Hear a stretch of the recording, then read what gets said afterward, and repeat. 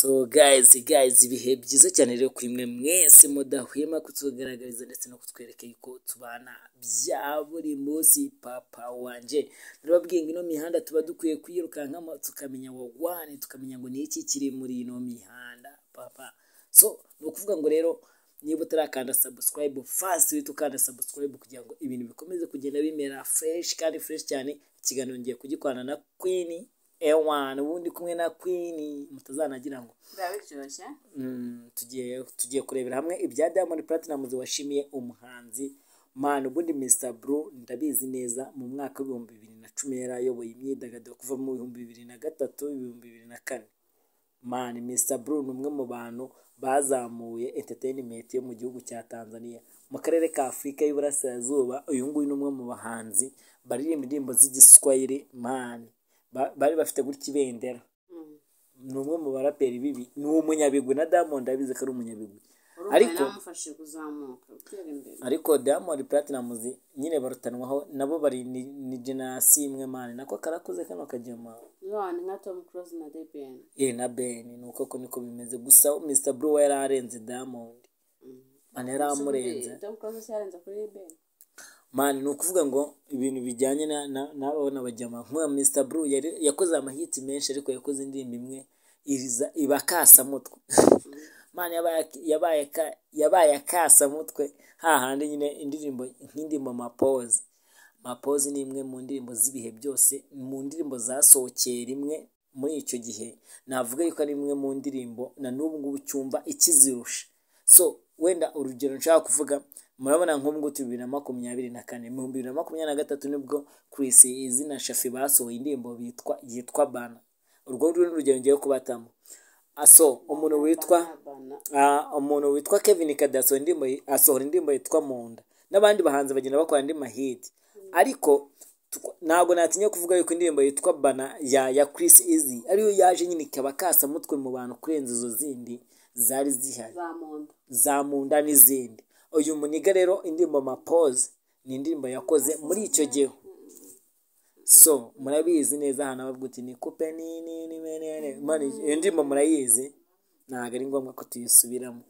So Diamond Platnumz rero yashimiye Mr Blue wamufashije kuba icyamamare. Sinzi uburyo abimufashijemo, ariko nuko nguko uburyo Diamond yashimiye Mr Blue nk'umuntu wamufashije kuba icyamamare. Mr Diamond Platnumz yashimiye Mr Blue mu butumwa burebure yanditse bukubiyemo amashimwe yerekana aho yavuye, avuga ko byari inzozi ariko atazi inzira bizacamo ngo abe icyamamare. N'ubutumwa yaje kuri Instagram bwavuzweho cyane, ndetse na Mr Blue atangaho ibitekerezo yerekana ko gushimira ineza wagiriwe ari iby'agaciro. Ni ukuri ko burya uzashimire umwana wo muri Tandare. Ubundi Diamond ntabwo muzi nk'umuntu ugira discipline ya dani. Imana yafashije kuzamuka.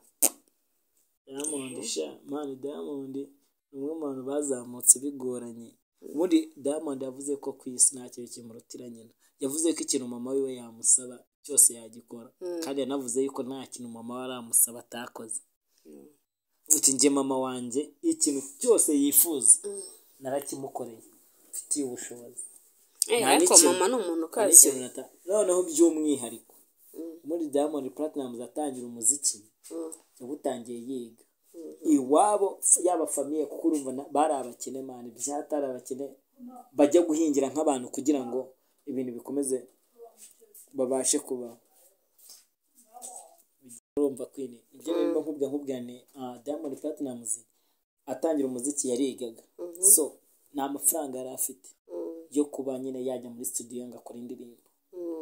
Gusa yaje kubona abantu bamufasha bamujyana muri studio, ariko nibyaza gucamo nyine nk'ukuntu wenda indirimbo wayikora izahita zirya gutyo biranga. Abura undi muntu uza kuza kumufasha. Umuntu wamushyigikiye ni mama we. Mama asha ibintu byose baba badushyigikiye. Mana amushyigikira muri ubwo bukene, n'amafaranga abonye umwana akajyana muri studio bitari munakunda. Nicyo kintu nyine cyatumye akunda mama we byatari.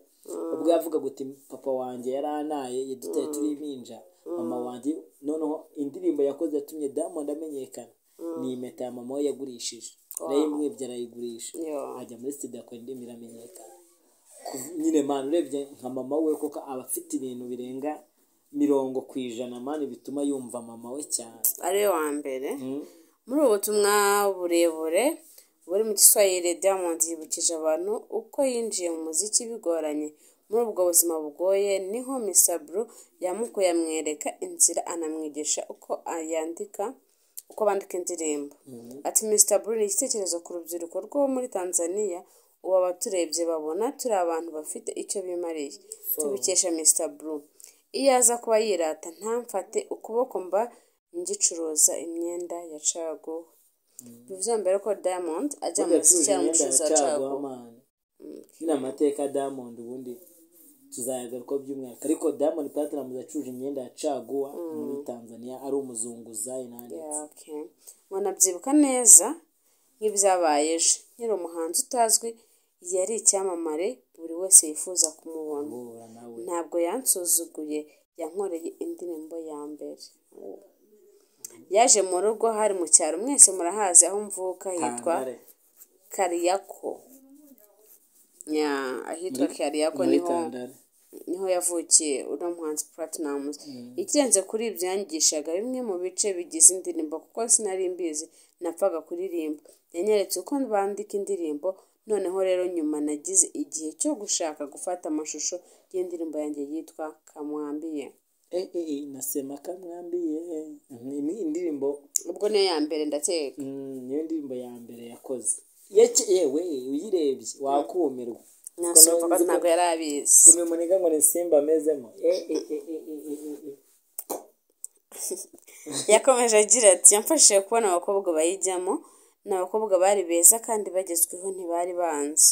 Yababeshye ko indirimbo ari ye, noneho baje abasobanurira ko ari yanjye. Yose ariko yamfashije. Diamond kari yewe. Mana amafaranga ari meza. Mani kari kabi.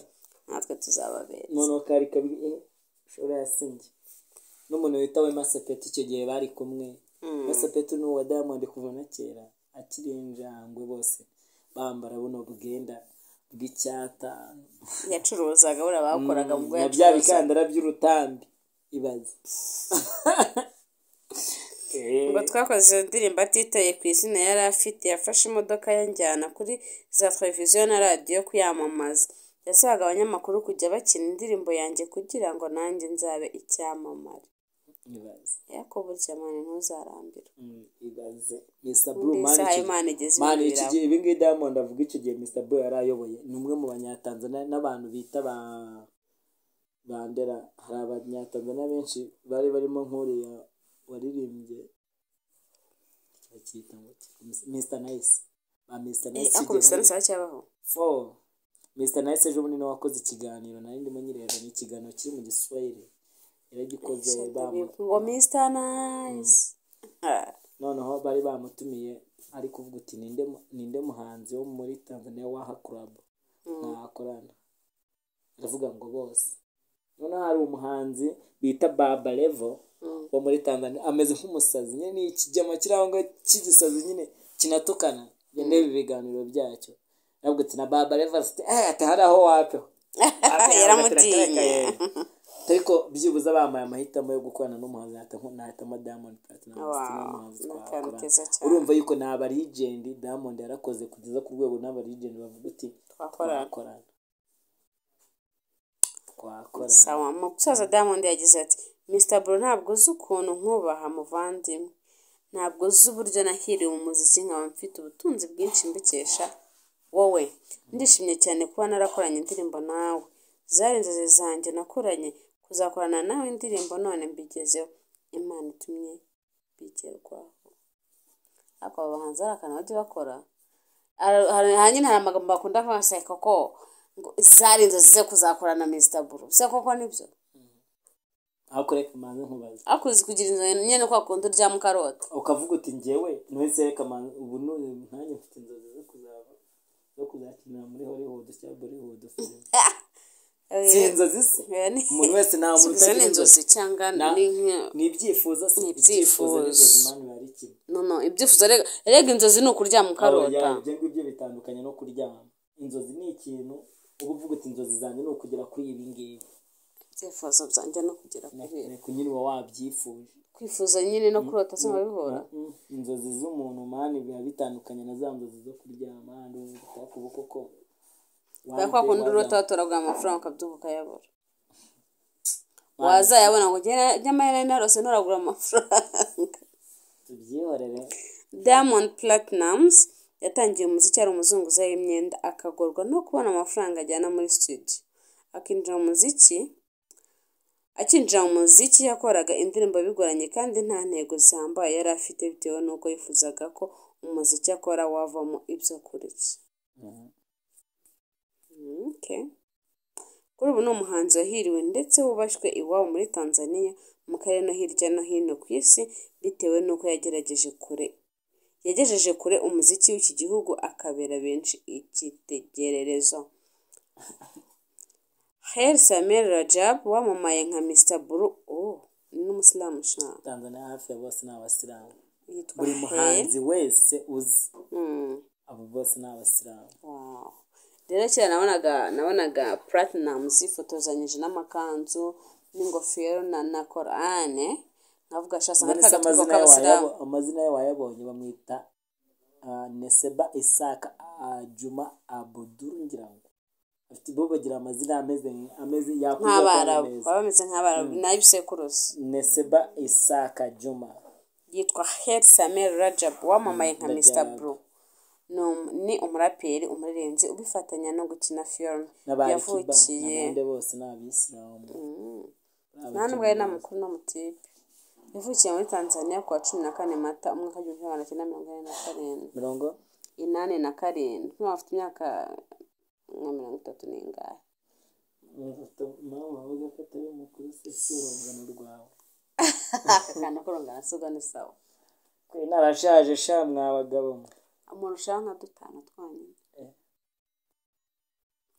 Zuko na Yorodo Queen mwenda kungana Yorodo Queen n'ubutingiye mfite imyaka nanjye 37 ariko iranyuze. Twanyuze buryo uzanyurwe rega. Buryo uzanyusubiza inyuma. Ntago bibaho. Mani menya ari nge mwana ubo bari mupe.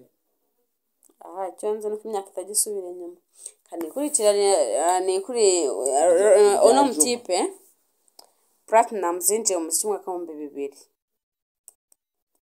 Amaze imyaka 24 mu muziki. Sibwo nibyo? Yes. Imyaka 24 mu muziki. Ako se amenyekanye birashye nk'ingahe? Diamond ariko nago iyo bavuze mu 2000 nibwo yaratangiye kwinjira. Yes, nibwo yinjiye.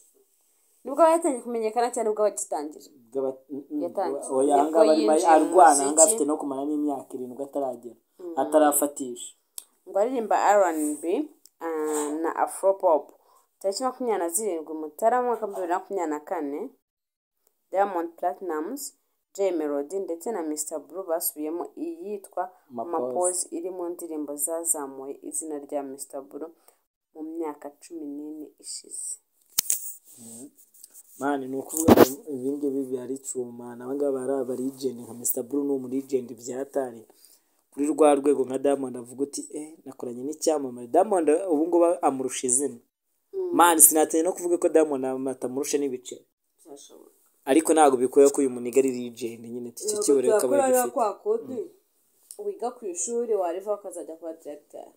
Ubu ngubu no kuvuga ngo Diamond Platnumz ni umwe mu bantu bafashe time bafata time yabo bifuriza isabukuru perezida w'igihugu. Mani Diamond nagiye mbona ari kuri stage bagiye kuririmba nk'ahantu mu gace runaka bagiye kubona nka perezida w'igihugu aramuhamagaye kuri phone. Wow. Akatashyiraho gutya kuri mikoro ageza akahita amubwira ati baba biramo ntabwo turimo kumva akatashyiraho akahita yumvisha abafana baraho bose bakavuza induru akamubwira ati njyewe ndabakunda abantu barangwa mwese ndabakunda ati nawe ndagukunda nkunda imiziki yanyu ati nyine mani baze uri kumuvuga na support byatari mani noneho yifuriza perezida w'igihugu cyabo uriya mama bamwita Samia amwifuriza isabukuru nziza y'amavuko. Uriya mama yavuze yuko we ashaka noneho uyu mwaka gushyira imbaraga mu bintu bijyanye n'imyidagaduro by'umwihariko imiziki nka bya bindi nyine muzehe yavuze uti agashyiraho nka minisitiri w'urubyiruko n'iterambere ry'ubuhanzi mu gihugu.